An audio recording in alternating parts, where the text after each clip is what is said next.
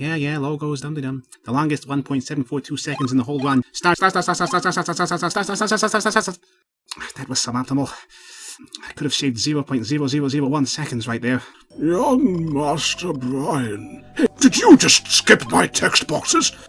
Get back here, Brian! No, gotta go as fast as possible. And as the programmers could not bother their backsides to program an actual introduction to this game, or indeed any manner of cutscene whatsoever that didn't entirely boil down to text boxes, nothing can stop me. I can skip each message box anyone says in 0.154 seconds if I press the button quickly enough. Nothing can stop me. I have honed my button-mashing abilities to the point I can skip them in 0.157 seconds on average, with a margin of error of approximately 0.02 seconds. I'm not satisfied with this, but one day I hope to trim down my average total game time to sub 2 hours 26 minutes 55 seconds. Brian, don't you think you should take some time to actually listen to what people say? No, I must optimally position myself so as to run directly for the exit door while converging my distance to the displacement. Stop talking! Brian, don't you... Stop talking, Shannon! I could lose literally milliseconds over this! But there's so many townspeople to talk to.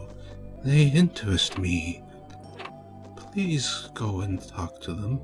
Are you mad, woman?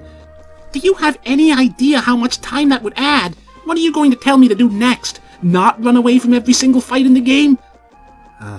Yes, I suppose so. Jeez, this is you adults' problem. Always taking your time with things. Oh, just a minute, dear. I can't decide whether to buy the green or the red milk. Ugh, spare me. I've optimized my strategy. I wasn't always so refined. There was a time I would have said it's a good idea to level up water magic to get heal level 1. What planet was I on? Man, makes my skin crawl. I've noticed everybody in the world has a name. You can see it when you talk to them. I find that charming. Yeah, everyone's got names. In the most famously storyless role-playing game ever made, I haven't talked to any of these guys for years. In fact, I don't think I talked to them back then. What a waste of time. What are they gonna say? Oh, Brian, or Ayron, or Ayron, who knows how you're supposed to pronounce it. Please save the Eltale book. Brian, monsters exist. Watch out for them. Here, take this loaf of bread that I won't give you if you already have one for some reason. Yeah, everyone has a name, and yet you, Shannon, you're literally the only character that I encounter more than once. And even then, I can just ignore you every time, which is of course exactly what I'm going to do in this run. Kids are playing in the streets, and the beach looks so relaxing. I wonder if the monks from the monastery come down here to go for a paddle. Hey, Shannon, yes, I'm talking about speed tricks. Don't you appreciate my techniques? Oh, of course, Brian. Well, anyway, yeah. I wish you would talk to me more, Brian. That's nice. Now, here's the advanced strategy for Green Stretch Lance 1. Oh, that's what we call the section leading up to the fifth end of the overworld outside of Melwood here. In order to survive the battle with the thief at Connor Forest, which is called Connor Fortress on the map because somebody didn't know anything. Well, unless the thief's hideout is the fortress. But anyway, the advanced strategy I employed to survive the thief encounter is to open specific, optimally selected chests for their healing items. The particular combination of chests I have chosen to open will... The random number generator positions several objects in different places depending... What could possibly go wrong? Brian, I understand you went on this quest to find your father. That's right. Does this not mean something to you? Oh, sure, of course it does. It means I have to remember to make sure not to speak to him when I encounter him at the end of the game. That'll save at least 3 seconds. What? You don't even have to speak to him? Nope. The one character who has any significance to you in the whole thing. The entire point of the story. And you don't have to interact with him at all. Of course not. This is Quest 64, aka Holy Magic Century, aka Eltale Monsters. How many names does an adventure need? Holy Magic Century was the European name. I'd like to have been at the meeting when that was suggested. Everyone, I feel that Quest 64 doesn't leverage the core market baselines in the European market. I suggest we rename it to Holy Magic Century. Why? Just because. Seriously, what kind of name is that, Shannon? I agree. That is a weird name. Oh, the skyline's so pretty in this town. Look at that wall. I really feel like I'm in a castle town. Holy Magic Century? I mean, where do I even begin? First of all, it's not magic, it's spirits. I control the elements with the help of the spirits of Celtic.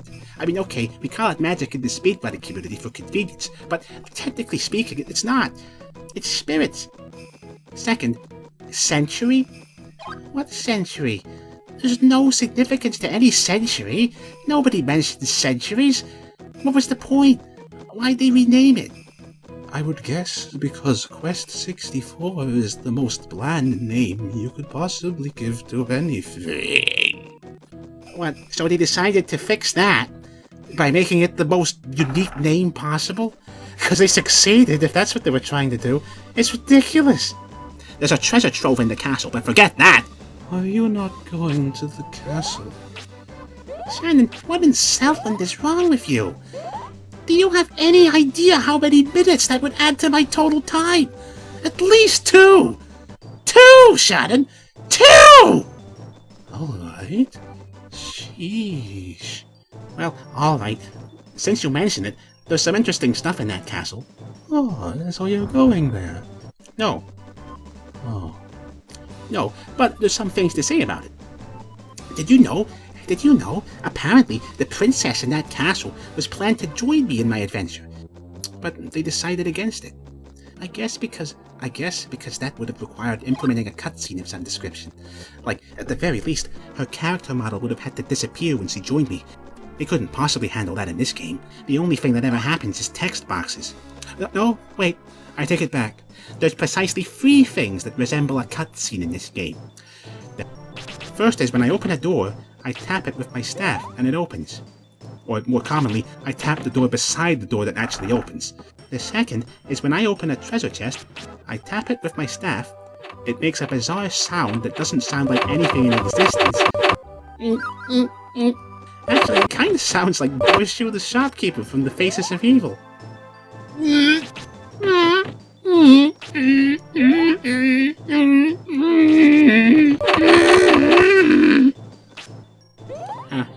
Anyway, the chest opens and a little generic bag pops out.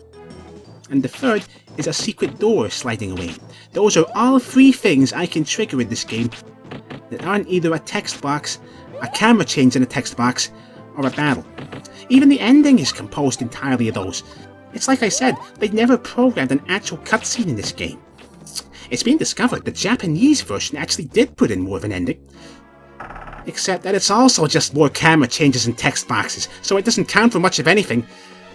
The closest thing in the entire game that ever comes to what you'd normally call a cutscene is the credit sequence at the end.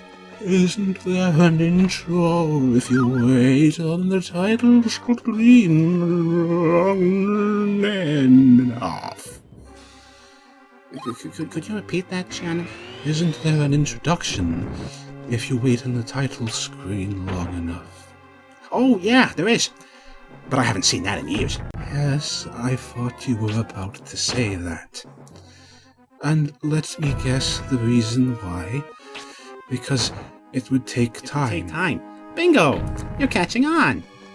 Yes, I would have liked to go to the beach in Melrose, Brian. Oh, good grief. You're not still on about that, are you? Do you want me to go back there now? Are you trying to destroy my chance at a personal best? I want to go to the beach, Brian. I want to go to the beach, Brian. Brian, I want to go to the beach. I want to go to the beach. All right. Hey, this isn't so bad. I guess it's okay to take some time to appreciate something you know inside and out. Just because you can analyze something and strip it down to its core doesn't mean you've taken away its soul, just like you, Shannon. There's some things you can't touch with a yardstick. That's nice. You had given me the impression that's not something you mortals believe. I've had enough relaxing. Time I planned out a more optimal route through Red Yard Bones My Santa Claus Free. That's the mine shaft, 71.547% for the game. We're out on that road called the Holy Plains. A beeline I'll make for that cliff. Stay in your lanes, at your point gains. Come so slowly to me with the makers I tip. Each battle I get and I will flee. There's no time to waste in this RPG. If I want something, then I must be. Do my objectives quickly. Spirits along the way I could get to level my magic prowess. But there's no way I'd ever let getting those on my time press. Cause I must confess I've gotta make it to Dondarans. And once they're the wing shop I'm wandering. For no reason but to work my butt. Back once I cleared the dungeon. 64 I do adore when I'm playing with haste. It's such a bore, taking it easy for sure. Maybe I can just taste. Holy magic century sword is a stupid name. It's lame. But then so was Quest 64. What were they thinking with this thing's title? Seriously, I'm asking a serious question. Can someone tell me? Because good grief, Holy Magic Century? What on earth? I mean, it's not as if Quest 64 is a sequel to an older game called Quest, so that title doesn't make any sense either. Unless there was one. Maybe the Mr. Do arcade clone they made in Game Boy Color came first, and this is the sequel of that. Or maybe the original Mr. Do from the 1980s or whenever actually really was the first game of the Quest series. There's a mind blower. Who saw that coming?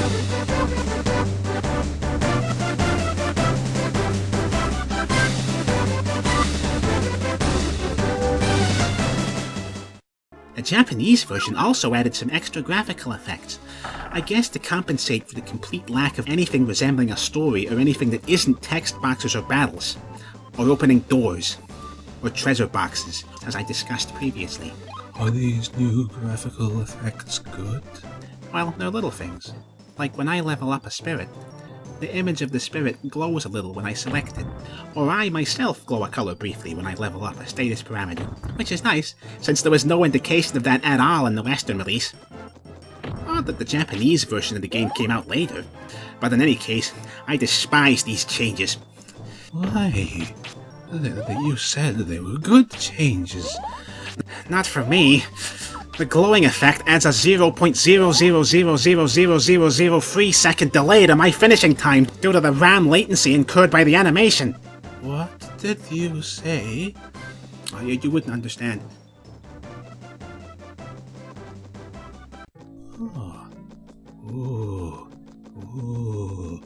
The forest is so big and spooky. I feel enchanted. I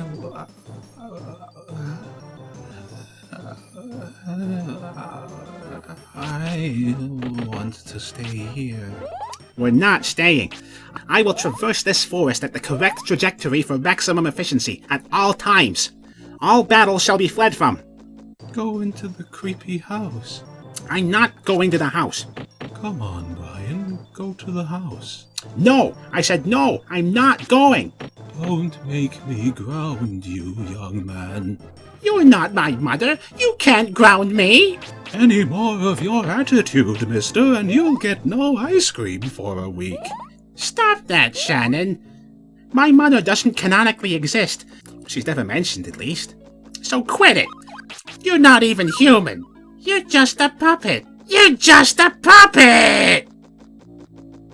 That hurts, Brian.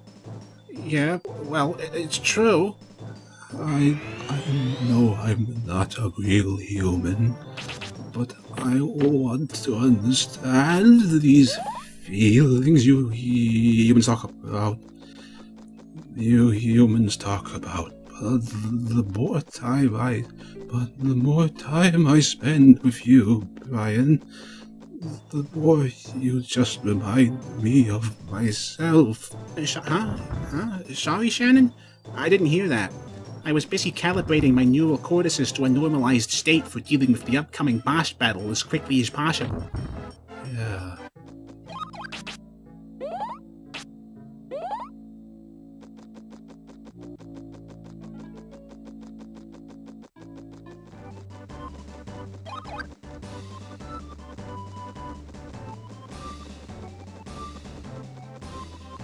Wow, a ship!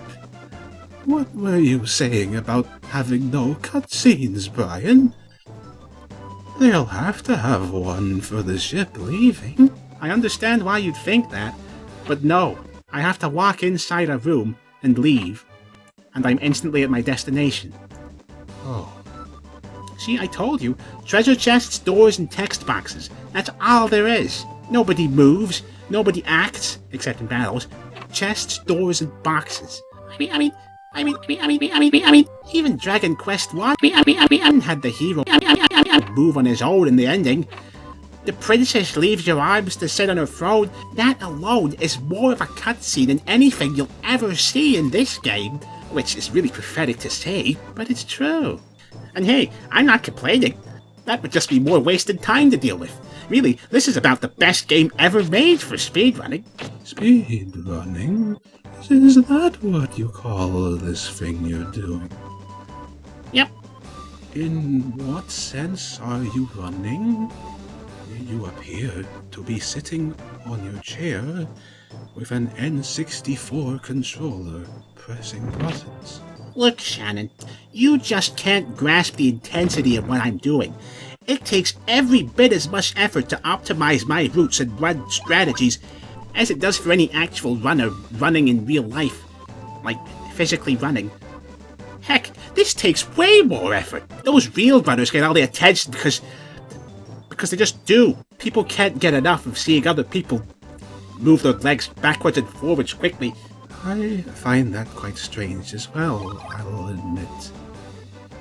So,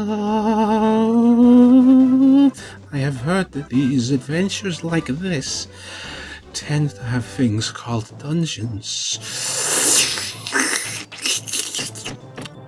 where you have to go through long, dangerous areas. Yes, they're in this too. Ah, good. Are they filled with puzzles and traps? No, They're not. they are all straight paths leading to a single goal, peppered with random battles. Nothing whatsoever to distract me from going through them as quickly as possible. Is this fun? No, it's fast. In fact, I don't even have to do that, probably. Hopefully someday someone will find a way to skip that. In fact, hopefully someday somebody will find a way to skip straight to the ending in 6 seconds! Why? Because it'll be faster, duh.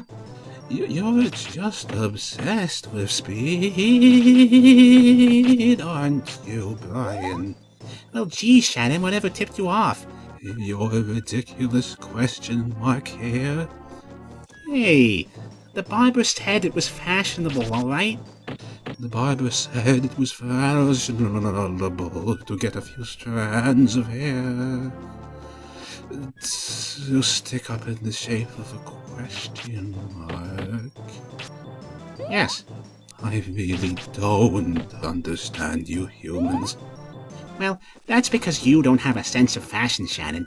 See, with my hair sticking up like that, the wind turbulence effect propels me northward at a rate of 0.002 meters per second faster than average, and I will be moving proportionally more northward than southward over the course of my adventure. So it's an excellent speed strategy.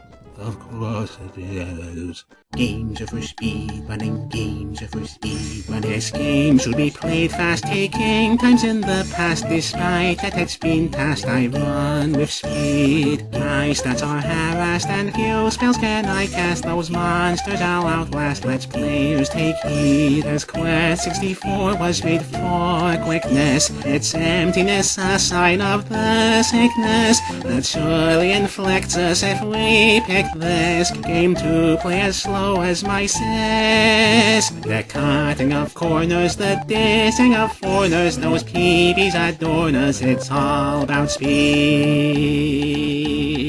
Don't you think there's other ways to play games? Well, yeah, but those would involve going by frames, and that's lame. Since I'm not a computer, I always plan my order. I make my best at claims. I am a speedrunner, nothing could be funner than finishing under my PB. So please don't steal my thunder, I won't make a blunder. I will shave my time by seconds free.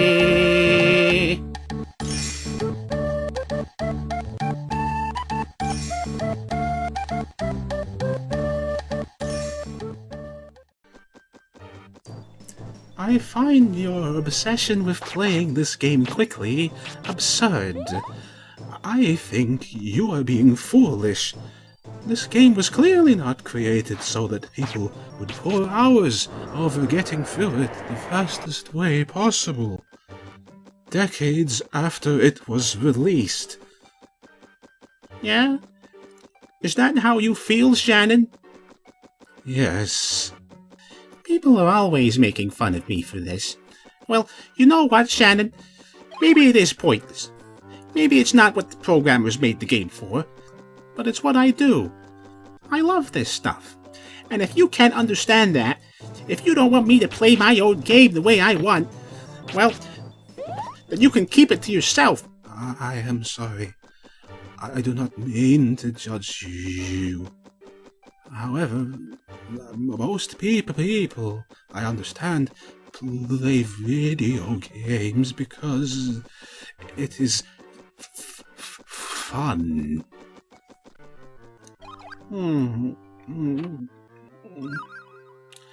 Well, you know, I guess I remember when I used to play this game and talk to the people and explore around back in the day.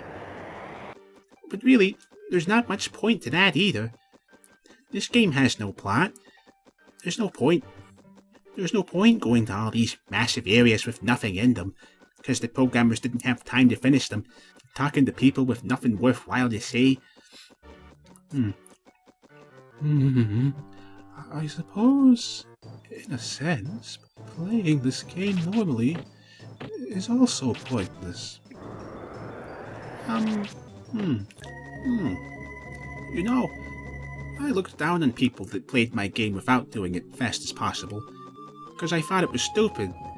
But I guess to some people, like you, Shannon, the way I play the game is stupid too. Maybe we're both taking ourselves too seriously. I think so. Then, I see. Are you suggesting that there are many ways to enjoy games? It's not wrong to do it one way over another, if that's what you like. It's all about enjoying yourself in the end, doing what you want to do. Yeah. That makes sense to me. It was strange and confusing to me that you humans play these games at all. It seemed pointless. But now I think I understand. The joy of exploring things and playing around, and the joy of planning advanced strategies to do things the game was not made for. The point of playing games is to do what you want with them. Yeah, and I really want to get that personal best. Oh no! I don't think I'm going to make my personal best!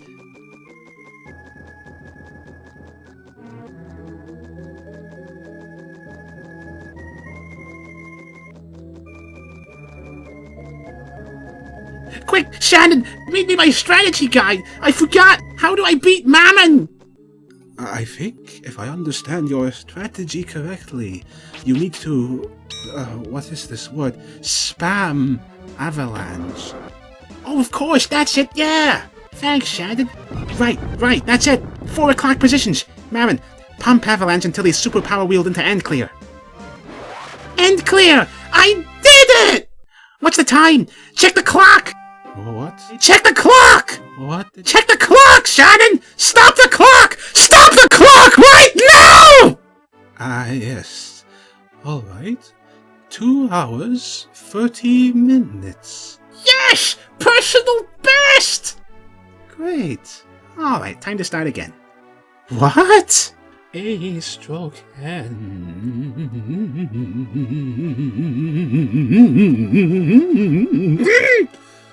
Hold on. I don't own Quest 64 or anything. I also do not actually have the game or played it in a while, going off memory. So please tell me if you see anything horribly wrong. Brain's pretty out of character, but he's cute and dumb and... So anyway, if you've never played Quest 64, this probably won't make much sense. But enjoy. Our hero Brain has set off on a dangerous journey. One that will require him to be brave, daring, and all-out heroic. This quest will be hard, and there is no guarantee he will return. Da da da.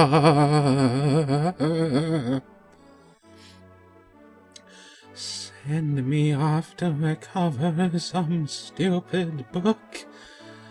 Brian walked down the road to the village, grumbling. Sure, my dad was a spirit tamer, but that doesn't mean I'm gonna be great at it. He whirled his staff as he walked into the village, accidentally hitting some old lady. Hey! Wait, oh, hang on. No, give me some time. No, let me practice let me learn how to speak like a real person.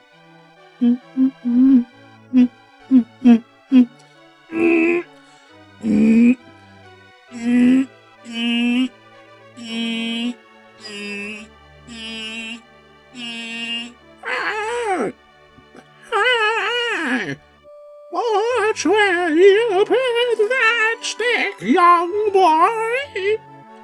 She said, swinging her purse at him. Purse! Brain said quickly, running out of the village. The old lady hot on his tail. Until he was safe outside the city gates. A stick. Who the world goes on a magical quest with a stick? He started down the road, not really paying much attention to where he was going.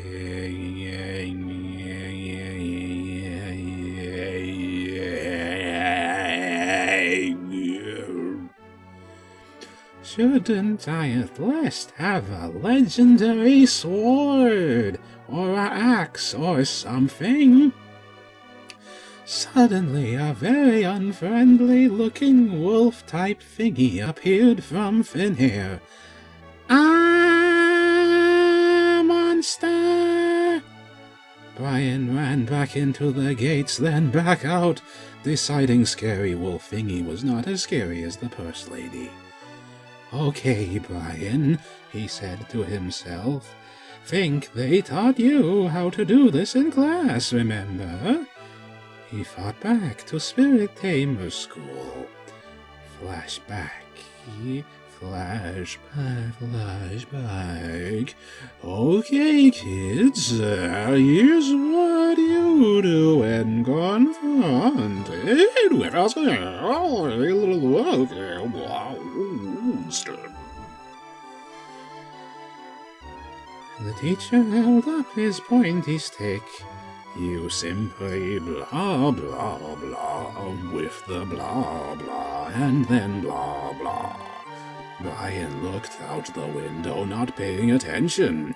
Instead, he watched a man being chased by the crazy purse lady. End of flashback. So I have to blah, Brian said to himself, or the wolf or there. Any one of the options made him crazy anyways. He held up his staff confidently. Blah! The wolf froze, then laughed. In fact, the wolf thingy laughed so hard, he rolled off a cliff into the ocean below. Brian stood stunned for a moment, then cried, I did it! Maybe I'm not a complete dunce after all. He continued on his way, humming along and wondering where he was going.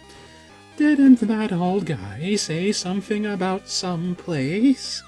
He said, again talking to absolutely no one, and going there? And I really do wonder how Brian made it to Dondoran. Dondoran? But why did Don do that made him run? Brian said, confused.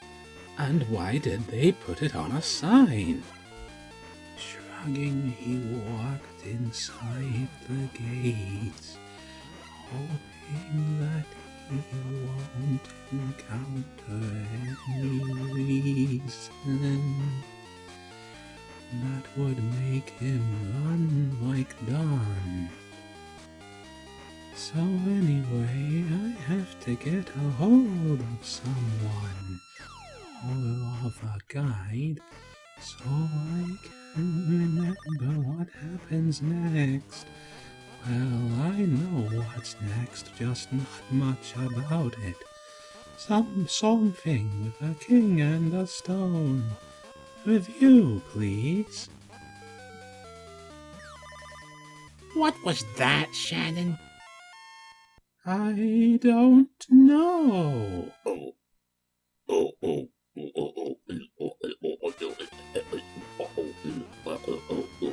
Shannon?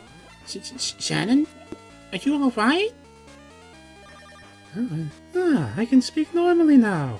Reading this story magically made my voice better. Thanks, whoever wrote this. I am eternally grateful. To you.